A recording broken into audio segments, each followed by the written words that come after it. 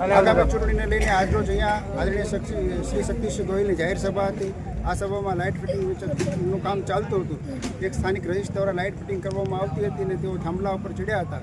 તે દરમિયાન અચાનક તેમને કરંટ લાગતા તેઓ જમીનદોસ્ત થયા છે। હાલ તેમની સારવાર ચાલુ છે અને તેમને હોસ્પિટલ લઈ ગયા છે। તેથી કોંગ્રેસ પક્ષ દ્વારા આજની આ સભા અહીંયા કેન્સલ કરવામાં આવી છે। લાઈન ડાયરેક્ટ લેતા હતા? ના, લાઈન ડાયરેક્ટ નહોતા લેતા, ખાલી ઉપર ફિટ કરવા માટે જતા હતા।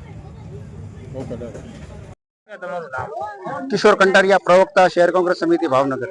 અત્યારે શું સભામાં હતું અને શેની બનાવ બન્યો? આગામી ચૂંટણીને લઈને આજરોજ અહીંયા શ્રી શક્તિસિંહ ગોહિલની જાહેર સભા હતી। આ સભામાં નું કામકાજ કરતા અને લાઇટ ફિટનું કામ કરતા એના સ્થાનિક એક લાઇટનો છેડો લગાવવા માટે થાંભલા પર ચડેલા હતા। ત્યાં તેમને અચાનક કરંટ લાગેલો, તેથી તેમને તાત્કાલિક હોસ્પિટલ લઈ જવામાં આવેલ છે।